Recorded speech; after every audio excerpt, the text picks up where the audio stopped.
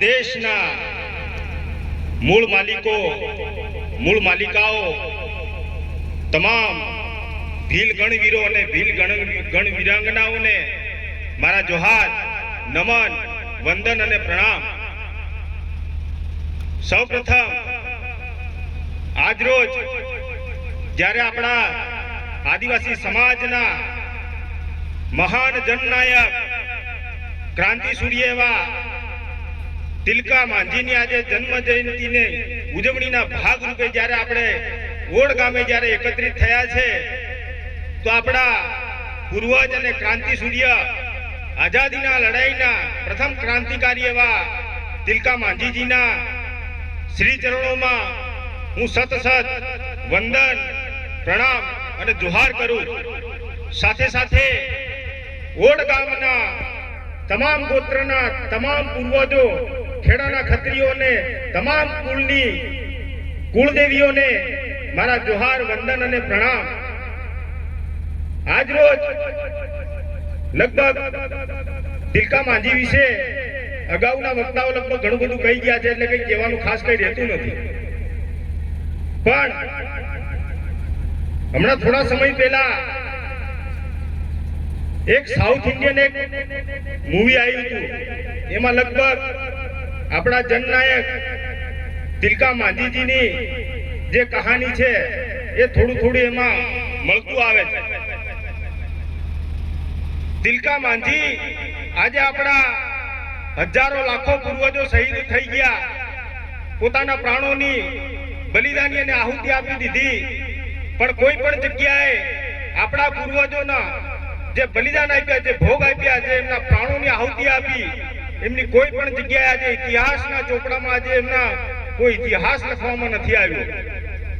કારણ કે હજારો વર્ષો સુધી આપણા સમાજને શિક્ષણ લેવા દેવામાં નથી આવ્યું. અને જે તે વખતે આપણા પૂર્વજો હતા, કોઈ ભાષા નથી, કોઈ લિપિ નથી, ત્યારે અત્યારે પણ આપણે કહેવાય છે કે આપણા પૂર્વજો હતા, આપણા બાપ દાદાઓ અત્યારે પણ અમુક તહેવારો હોય, હોળી હોય, શિવરાત્રી હોય, એ વખતે ગાયના ગાતા હોય, ગીતો ગાતા હોય. એ પ્રથા આજે પણ પ્રચલિત છે. લગભગ હવે થોડુંક લોકો ભૂલતા ગયા છે, પણ આ ગાયણામાં જે ગીતો આપણા પૂર્વજો ગાતા હતા એમાં આપણો ઇતિહાસ છુપાયેલો હતો. અત્યારે સૌથી મોટો જો ગંભીર સમસ્યા અને મુદ્દો હોય તો એ શિક્ષણનો મુદ્દો છે. અત્યારે થોડા ટાઈમ પહેલા અત્યારે જ્યાં સરકાર યુજીસી નો જે કાયદો લાવી હતી,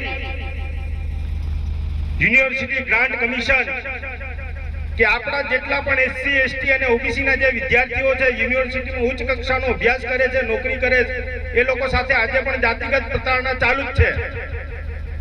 દેશ આઝાદ થઈ આટલો સમય થયો, પણ આજ દિન સુધી આપણે જે પણ આપણા પછાત વર્ગ છે, આદિવાસી છે, દલિત સમાજ છે, એમની સાથે આજે પણ અન્યાય થઈ રહ્યો છે. એ યુજીસી બિલ જ્યારે સરકાર લાવી ત્યારે સવર્ણોના પેટ દુખ્યા અને સવર્ણો, અભણ કે ભણેલા તમામ લોકો આજે રસ્તા પર ઉતરી આવ્યા.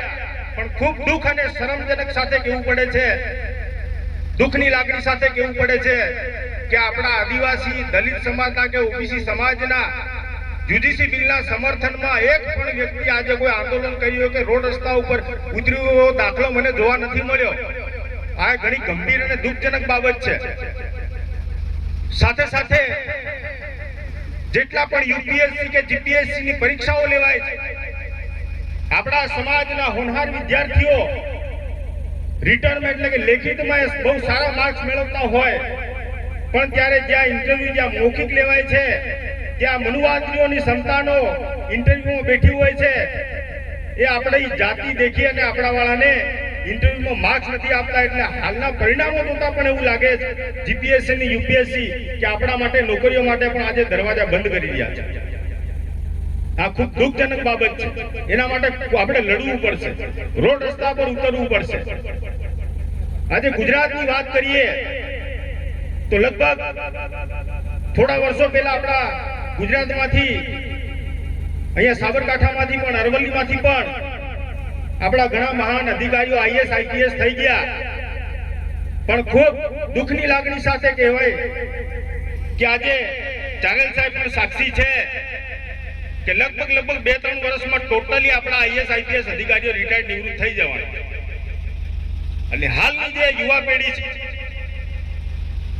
એ ક્યાંક ને ક્યાંક સોશિયલ મીડિયાના માધ્યમ થકી આજે ગેરમાર્ગે દોરાઈ રહી છે.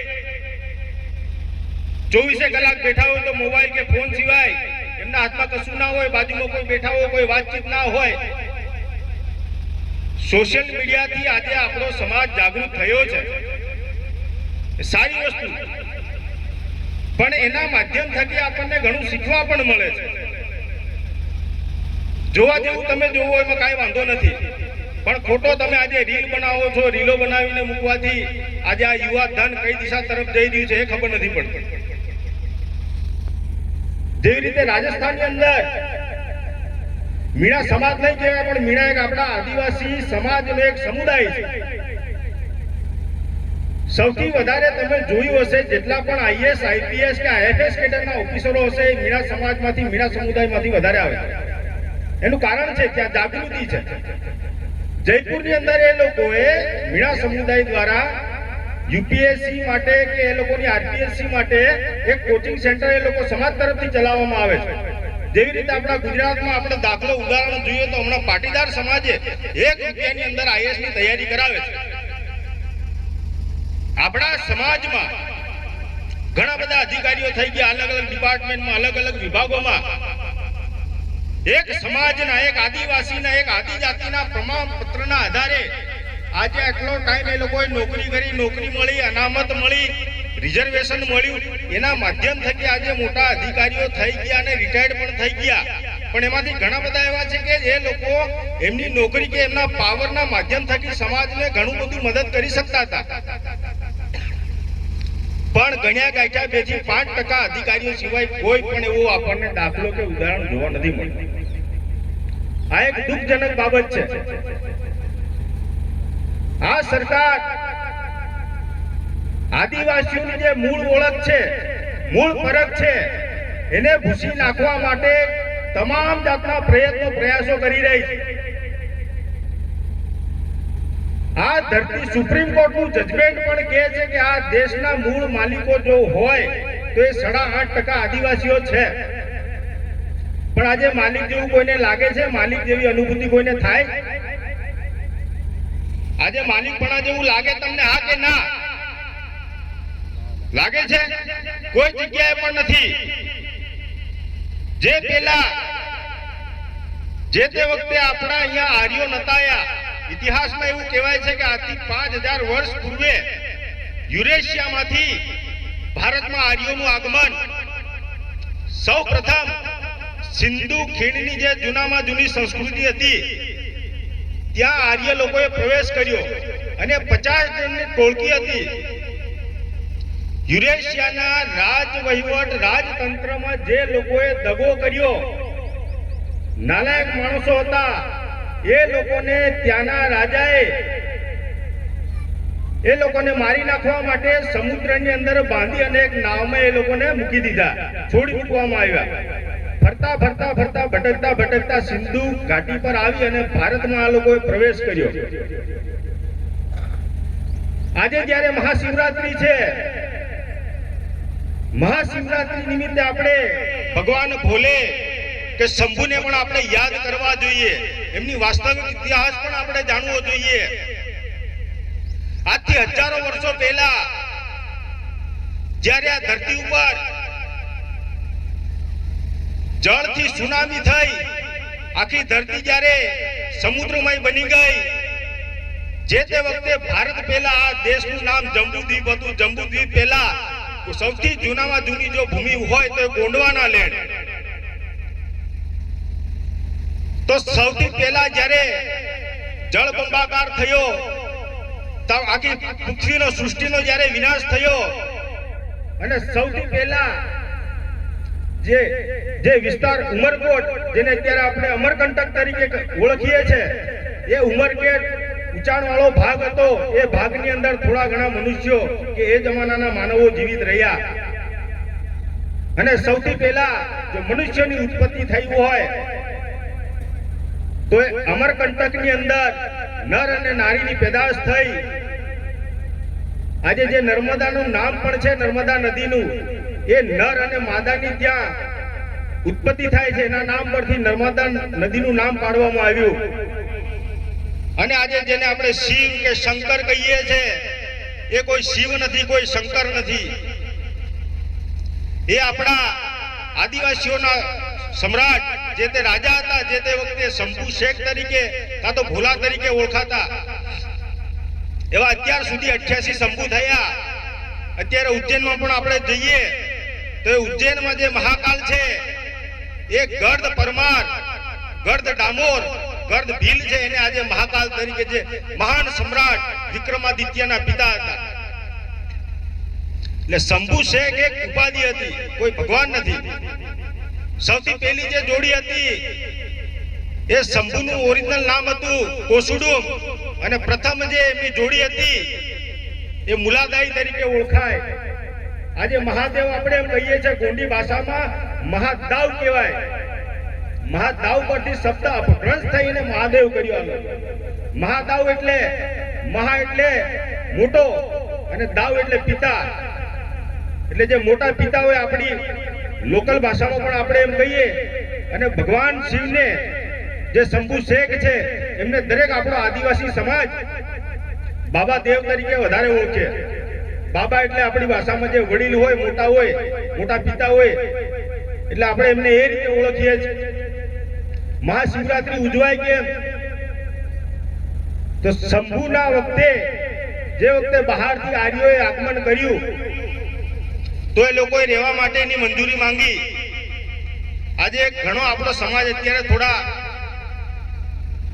અંતિમ સંસ્કારમાં આપણે અગ્નિવિધિ કરે છે પણ જે તે વખતે આપણા પૂર્વજો દફન વિધિમાં માનતા હતા તો ત્યાં એવું નક્કી કર્યું કે તમને અહીંયા રહેવાની છૂટછાટ છે અમારા નિયમો પ્રમાણે પણ તમને જમીનમાં દાટવા નહીં દઈએ એટલે આ લોકો જેટલા પણ બહારની પ્રજા છે મોટા ભાગે અગ્નિ સંસ્કાર કે દાહ સંસ્કાર કરે ત્યાર પછી મીટિંગ પછી શંભુજીને મારવા માટે આ લોકોએ એમના ખોરાકમાં ઝેર ભેળવી દીધું ઝેર ખાધા પછી શંભુ શેખ મૂર્છિત થઈ ગયા બેભાન થઈ ગયા 13 દિવસ સુધી મૂર્છિત અવસ્થામાં પડ્યા રહ્યા બાદ 13મા દિવસે જ્યારે તેમનામાં ચેતના જાગી અને તેઓ સભાન અવસ્થામાં આવ્યા તે દિવસથી મહાશિવરાત્રી ઉજવવાની તૈયારી ચાલે છે પણ આ લોકો અત્યારે પણ જેટલા પણ આપણા પર્વ કે તહેવારો છે એમના ઉપર ભણી બેસેલા એમના દેવી દેવતાઓને ઠોકી માર્યા છે એટલે જેટલા પણ આપણા આદિવાસી સમુદાયના માણસો ત્યાં પંચમઢીની અંદર જાય છે કે દરેક શિવાલયોમાં જાય છે તો એ ગીતો કે ગાયના ગાતા ગાતા જાય એ ગીતના અવાજમાં રુદન હોય છે મિત્રો આપણો ઘણો એવો ઇતિહાસ છે આપણે જાણતા નથી સમજતા નથી મોબાઈલ અને વોટ્સએપ યુનિવર્સિટીમાંથી બહાર આવી અને પુસ્તકો વાંચો પુસ્તકો તરફ આપણે જવું જોઈએ શિક્ષણ અત્યારે બહુ મોટો ગંભીર અને સમસ્યાનો વિષય છે એટલે મારું આ મંચના માધ્યમ થકી તમામને આહવાન કરું કે આપણે પણ તમામ આદિવાસી સમુદાયના ગુજરાતના જેટલા પણ સક્ષમ વ્યક્તિઓ છે એમને ગાંધીનગર કે અમદાવાદ ખાતે આપણા સમાજના જે તેજસ્વી વિદ્યાર્થીઓ છે તેમની ઉજ્જવળ કારકિર્દી માટે એક કોચિંગ સેન્ટર બનાવવું જોઈએ જેથી કરીને આવનાર આપણી પેઢી ઉચ્ચ કક્ષાના અધિકારીઓ બને અને સમાજને મદદરૂપ થાય આજે આપણા હજારો પૂર્વજો આજે શહીદ થઈ ગયા છે શેના માટે આજે પણ તમે દેખો થોડાક વર્ષો પહેલાનો આંકડો તો અત્યાર સુધી લગભગ આ 5-10 વર્ષની અંદર લગભગ 18 લાખ હેક્ટર ઉપર જમીન આપણા આદિવાસીઓની સરકારે વિવિધ અલગ અલગ પ્રોજેક્ટના નામે આદિવાસીઓને જમીનમાંથી જમીન વિહોણા કરીને જમીનમાંથી બેદખલ કર્યા હમણાં થોડા સમય પહેલાનો એક તાજેતરનું એક ઉદાહરણ છે એક દાખલો છે આદિવાસી હંમેશા જળ જંગલ અને જમીન માટે લડ્યો છે હમણાં થોડા સમય પહેલા ભીડમાં મરાવી કરીને એક નક્સલવાદીનો સિક્કો મારીને તેમની હત્યા કરવામાં આવી. મિત્રો, નક્સલવાદ એટલે શું? નક્સલવાદ એટલે શું? નક્સલી કોને કહેવાય? જેટલા પણ આદિવાસી સમુદાયના આપણા માણસો છે એ પોતાના હક અને અધિકાર માટે જળ જંગલ જમીન બચાવવા માટે જ્યારે લડે છે ત્યારે આ લોકોને નક્સલાઇટનો સિક્કો મારીને એ લોકોની હત્યા કરી દેવામાં આવે છે. આજે જે આર્મી કે કેમ્પ વાળા હતા, તમારે જે જંગલમાં કેમ જગમરાવા જવાની જરૂર પડી? આદિવાસી ક્યારે બજારમાં જઈ, શહેરોમાં જઈને કોઈ લૂંટફાટ કરી હોય, કોઈનું વગર હકનું કોઈનું જો લીધું હોય, કોઈનું જો મેળવ્યું હોય, પ્રાપ્ત કર્યું હોય, એવો એક પણ દાખલો નથી. એટલે ક્યાંક ને ક્યાંક આ સરકારનું બહુ મોટું ષડયંત્ર છે. મિત્રો, જ્યારે આ દેશમાં આર્યો આયા, હણ આયા, શક આયા, કુષાણ આયા, ડચ આયા, વલંદા આયા, મુગલો આવ્યા, ફિરંગીઓ આવ્યા, છેલ્લે અંગ્રેજો, અત્યાર સુધી હજારો વર્ષોથી જેટલી પણ બહારી પ્રજાતિ અહીંયા આવીને વસી, એમને આ લોકોએ એમને બહાર કાઢવા માટે કોઈ દિવસ આંદોલન નથી કર્યા, ધરણા નથી કર્યા, કે કોઈ ચળવળ કે કોઈ મુવમેન્ટો નથી ચલાવી. અંગ્રેજોને આ દેશમાંથી ભગાડવા માટે આ મનુવાદી વિચારધારાઓએ અંગ્રેજો વિરોધ ઘણા આંદોલનો કર્યા, ચળવળો કરી.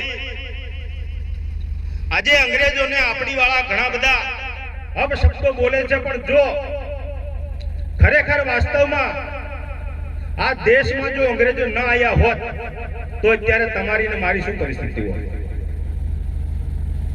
જો આ દેશમાં ખરેખર અંગ્રેજો ન આવ્યા હોત તો આજે જેટલો પણ શોષિત, પીડિત કે વંચિત વર્ગ છે એમની દશા આજે કફોડી હોત. જે તે વખતે અંગ્રેજો નતા આવ્યા એના પહેલા દીકરીને દૂધ પીતી કરી દેવામાં આવતી હતી. દક્ષિણ ભારતની અંદર સ્ત્રીઓને સ્તન ઢાંકવાની મંજૂરી નથી. સ્તન ઉપર પણ ત્યાં ટેક્સ ચાલતો હતો. કેટલી ક્રૂરતા હતી. કોક બાઈ વિધવા થઈ જાય તો સતી પ્રથા એટલે કે એના માણસ સાથે એને જીવતી સળગાવી દેવામાં આવતી હતી. એટલે આ દેશમાં જ્યારે અંગ્રેજો આવ્યા, આ બધી જે કુરિવાજો, કુપ્રથાઓ હતી એના પર લગામ કે અંકુશ એ લોકો લાવ્યા. અને જેટલા પણ શોષિત અને વંચિત અને પીડિત સમાજ હતા, જેવી રીતે દલિતો, ઓબીસી કે આદિવાસીઓ, તો અંગ્રેજોએ વિવિધ જગ્યાએ મિશનરીઓની સ્થાપના કરી અને આદિવાસીઓને એને જેટલા પણ દલિત કે જેટલા પણ શોષિત કે વંચિત કે પીડિત સમાજ હતો એ સમાજને શિક્ષણ આપવાનું કામ કર્યું. સૌપ્રથમ કલકત્તાની અંદર 1835 ની અંદર લોર્ડ મેકાલોએ કરીને આદિવાસીઓને સૌથી પહેલા ભણાવવાનું કામ શરૂ કર્યું. ત્યારબાદ તમે જોજો ઘણા વિસ્તારોમાં, અહીંયા વિજયનગર વાળો વિસ્તાર છે, અમારા બાજુ દાહોદ વિસ્તારમાં પણ છે, દક્ષિણ ગુજરાતની અંદર, કે જ્યાં ભારતના તમામ રાજ્યોની અંદર અંગ્રેજોએ ભલે એમનો ધર્મનો પ્રચાર કર્યો પણ સાથે સાથે આદિવાસી સમાજને શિક્ષણ પણ આપ્યું અને એમના આરોગ્ય માટે પણ કામ કર્યું. આ સત્ય વાત છે મિત્રો. જ્યારે આ ભારત દેશ આપણો આઝાદ થઈ ગયો હતો ત્યારે અંગ્રેજોએ કીધું કે અમે તો હમણાં 200 વર્ષ પહેલા આવ્યા, તો તમે પણ આજથી 5000 વર્ષ પૂર્વે કે એના પછી જેટલી પણ બહારી પ્રજા, વિદેશી જે આક્રાંતાઓ જે આયા, આક્રમણકારીઓની જે અત્યારે સંતાનો છે, એમને કીધું કે તમે પણ આ દેશમાંથી બહાર નીકળો. તો આ દેશ સોંપવો કોને? તો આ દેશના જો મૂળ માલિકો હોય, આ દેશના જો ધર્મના ધણી હોય તો એ આદિવાસીઓ છે. તો આ આદિવાસીઓને તમે આ દેશ સોંપી દો, તમે પણ નીકળી જાઓ ને અમે પણ નીકળી જઈએ. ત્યારે આ લોકોએ અંગ્રેજોને ભ્રમિત કર્યા કે આદિવાસીઓ પાસે શિક્ષણ નથી, આર્થિક પરિસ્થિતિ નબળી છે અને અત્યારે આ લોકોના હાથમાં જો આ દેશની શાસન વ્યવસ્થા આપણે સોંપી દઈશું તો આ લોકો આ દેશ ચલાવી નહીં શકે. ત્યારે આ લોકોએ નક્કી કર્યું, આ ઇતિહાસના ચોપડામાં તમને ખોલવાથી નહીં મળે. ત્યારે આ લોકોએ નક્કી કર્યું કે અમને 10 વર્ષનો સમય આપો. 10 વર્ષની અંદર અમે આદિવાસીઓને ભણાવી ગણાવીને આર્થિક રીતે સદ્ધર કે સક્ષમ કરીને આ દેશ અમે એમને સોંપી દઈશું. ત્યારબાદ 99 વર્ષનું લીઝ એગ્રીમેન્ટ થયું, કરાર, કે 99 વર્ષ પછી આ લોકોએ આ દેશ છોડીને જતું રહેવાનું એવું નક્કી થયું. આજે અનામત એમ કહે છે આ લોકો. અનામત કોઈ ભીખ નથી. આપણા આદિવાસીઓને એક રિપ્રેઝન્ટેશન આપેલું છે, એક પ્રતિનિધિત્વ છે. અનામત શબ્દ એ ખોટો છે, કારણ કે જે ઘરનો જે માલિક હોય, પોતાનો વારસદાર હોય, એને પ્રથમ પ્રાયોરિટી મિલકત કે સંપત્તિમાં કે દરેક જગ્યાએ આપણે એને આપવી પડે. તો આપણે તો આ દેશના માલિકો છે, તો પેલો અધિકાર કોનો હોય? આપણો હોય કે ના હોય? આપણો હોય કે ના હોય? પણ આ લોકોએ અનામત જેવા શબ્દોનો માયાજાળ રચાવીને આપણને ભ્રમિત કરવાની કોશિશ કરી. તો મિત્રો, આપણે આપણો ઇતિહાસ ઉજાગર કરવો જોઈએ. દરેક જગ્યાએ પુસ્તકો, આજે યુવા પેઢીને કહું છું કે તમે પુસ્તકોનું અધ્યયન કરો, મનન કરો, ચિંતન કરો.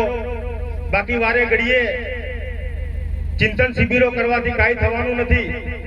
આવનાર સમયમાં આપણા સમાજમાંથી તેજસ્વી તારલાઓ છે, એમને ખૂબ કઠોર મહેનત કરીને યોગ્ય જગ્યાએ સારા ઉચ્ચ કક્ષાના અધિકારી બને તો આપણા સમાજને લાભદાયી થાય.